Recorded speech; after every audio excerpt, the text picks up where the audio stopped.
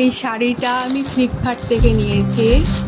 এই শাড়িটা খুব সুন্দর এসছে। শাড়িটার কালারটা হচ্ছে ইয়েলো আর হচ্ছে স্কাই কালারের পাড়টা গোল্ডেন কালারেরও ছাপা আছে ভিতরে।